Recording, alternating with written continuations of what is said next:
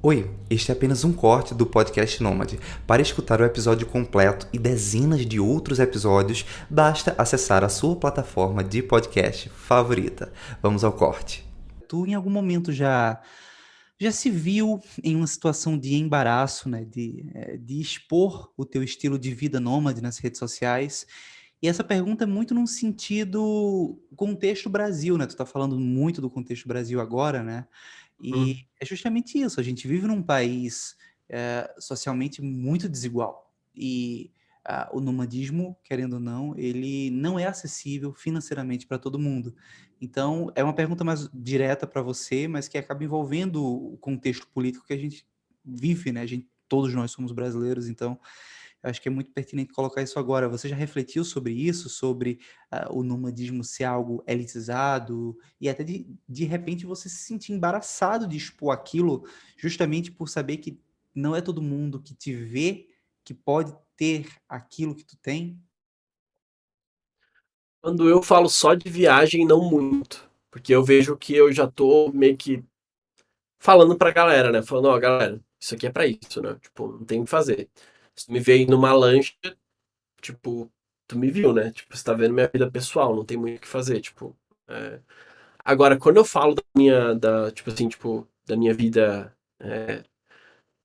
acho que quando eu tava trabalhando com, digo assim, quando eu tava pensando ativamente sobre nomadismo, produzindo conteúdo sobre isso, né? Tipo, explicando para as pessoas de tipo quais são as implicações, o que que tá acontecendo, como eu tô me sentindo, essas coisas todas que tipo que eram mais intencionais do lance de viajar, eu já não queria ser reconhecido como alguém que ensina como viver viajando. Tipo, então isso era a sensação que eu não queria ter. Inclusive, já tive conversas com o Matheus de Souza, que escreveu o livro e tal, né, sobre o nomismo mundial, e diretamente sobre isso, sobre esse caso específico. Será que a gente deveria, tipo, explicar? Será que eu usei muito dele, tipo, quando eu digo usei muito dele, porque, tipo, eu usei muito essa conversa com ele, né? Tipo, esse discurso com ele, de ficar perguntando o que que era, né, essa coisa. Eu posso dizer o que eu me sinto hoje, o que eu sinto que é valoroso, né? Tipo, nível de viagem e tudo mais. Uma coisa que o Amuri me disse, que, enfim, as pessoas talvez já conheçam quem não viu os episódios aí, mas, tipo, o Eduardo Amuri, ele me disse uma vez na minha primeira palestra sobre nomadismo, que foi lá no Rio Grande do Sul, em Porto Alegre, que foi onde a gente se conheceu e tudo mais. Ele falou assim, Lucas, tipo, tu poderia dar mais dicas sobre finanças, por exemplo, falando um pouco do que é viver em outros países, né? Tipo, como é que é a moeda, essas coisas todas, como é que vocês fazem, enfim, tipo, mas no sentido mais de tirar lições práticas disso, né? De o que eu aprendi, por exemplo, com o sistema de Moçambique, que é um texto incrível do Amuri, por exemplo, sobre isso. Para mim, o papel do Nômade, depois daquele momento, tipo, papel é meu papel, tá? Tipo, não é o teu papel, tipo, eu tô botando o papel que eu acho para mim.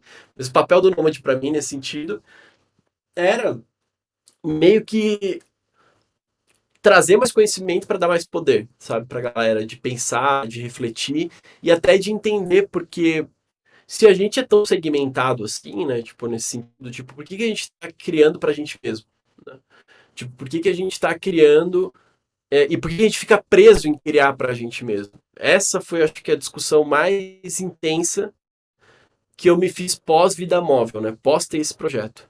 Então, tipo, eu terminei aquele projeto, tipo, que era um projeto meio canais, então tinha duas cabeças lá, e eu fui fazer a crítica sobre aquele próprio projeto, como eu fiz a crítica sobre a minha própria atuação, sobre tudo que eu fiz. E eu não digo que o projeto falhou, o projeto só parou, é diferente, tipo, depois que a Nath fez o último texto, e eu entendi que aquele foi o texto final, mas tá no ar ainda, imagino eu, não sei.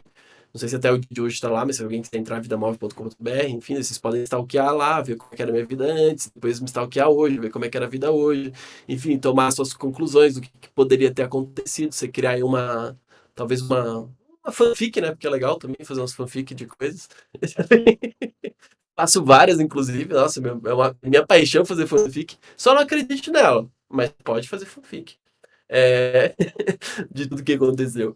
Mas olhando pra agora, assim, tipo, eu falo, cara, eu acho que eu não deveria estar falando com os nômades, sabe? Tipo, e eu falava muito, tipo, porque 99% das pessoas que estão acompanhando são pessoas que querem ser nômades, mas que às vezes gostam de acompanhar você e seus aprendizados.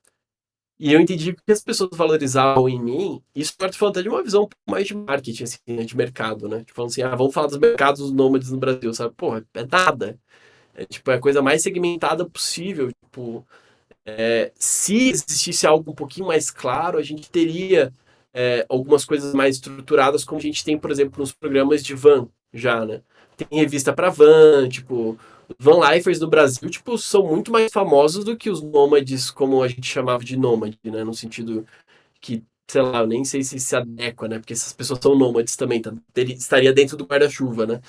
Nesse sentido. Então, nesse sentido, tipo, do que se entende como característica, né? Tipo, a gente tem essa que é bem popular no Brasil, por exemplo, e que eu quase não me identifico, tipo, hoje, né? Mas porque eu não conheci ninguém que, tipo, talvez fosse da mesma pira da vibe que eu, mas eu já pensei em vários momentos fazer viagem de van por um período específico, não viver numa van, por exemplo, né? Então, eu trago esse exemplo do tipo de olhar crítico de que hoje eu entendo todo mundo que vive viajando como meu irmão, eu não tenho que ensinar, eu não tenho eu tenho que compartilhar e aprender. Então, se tu tá nessa, tu tá junto comigo, óbvio que tem mais tempo, tem menos tempo, vai ter mais experiência com coisas específicas. E hoje eu entendo assim, e quem não tá, gosta de acompanhar aquele estilo de vida e às vezes só acompanhar mesmo, entender que você, às vezes, um ponto importante de mudança na vida da pessoa é o suficiente, sabe? Tipo, de, sei lá, a pessoa começar um projeto, às vezes sair de casa, né? Tipo, morar numa casa sozinho. E, cara, eu acho que a gente já expressa coragem o suficiente, sabe? Aí você fez aquela pergunta do orgulho e não sei o que e tudo mais, eu não falei do orgulho que eu tenho de ser nômade, que eu acho que isso é uma coisa que eu consigo dizer que de novo, como eu valorizo a capacidade de se adaptar, é a capacidade de se adaptar. E, tipo, isso hoje eu vendo até em discurso comercial. Tipo, eu vivi 4 anos viajando, mano. Tipo, eu tô ligado, sabe? Eu sei o que tá acontecendo no mundo. Tipo, eu tô atento. Tipo, então acho que eu vejo muito o nomadismo já também como parte de um processo de formação, um investimento na minha vida, tipo, viver viajando e tudo mais. Sempre vi como isso, na verdade. Tipo, é uma coisa que eu sei que eu tô perdendo quando eu não tô viajando, sabe? A nível de conhecimento, a nível de aprendizado. Quando eu tô viajando, ou seja, quando eu tô numa quarentena, no meio de uma pandemia, onde o seu país está fazendo um serviço terrível. Então, tipo, você fica com muito mais dificuldade de mobilidade, de novo. Não é impossível, só é mais difícil, só é mais caro. E eu não tô disposto a pagar isso. Mas, enfim, é mais ou menos essa linha, assim, que eu imagino, sabe? Tipo, a crítica, resumindo, a gente poder tipo, abrir para mais opções e pensar o que é esse nomadismo brasileiro. E a forma como eu vejo, ela está muito mais voltada em como que você pode, assim, tipo, trazer mais para as pessoas comuns o que você aprendeu com essa vida, sabe? Tipo, o que você trouxe lá de fora. Isso é um exemplo pequenininho que eu acho muito legal de dar. 2 vezes eu fui convidado para uma escola de crianças que escolhem o que vão estudar, que é a Escola dos Sonhos lá de Floripa, para fazer uma apresentação sobre Chernobyl, porque eu fiquei na Ucrânia, né? Tipo, escrevi sobre a Ucrânia e tudo mais. Então eu apresentei para criança sobre Chernobyl e tudo mais. E eu achei muito legal aquele processo de compartilhar o conhecimento, de ver o quanto a gente tem conhecimento do mundo e a gente pode ajudar pessoas de alguma forma. Né? E pode se ajudar ao ponto de você isso virar uma troca financeira ou ajudar mesmo, como eu fiz na escolinha lá, e tipo, isso é uma coisa divertida para todo mundo. Este corte é um oferecimento da Fono House, uma empresa especializada em soluções para podcast. O episódio completo está na sua plataforma de podcast favorita. Até breve!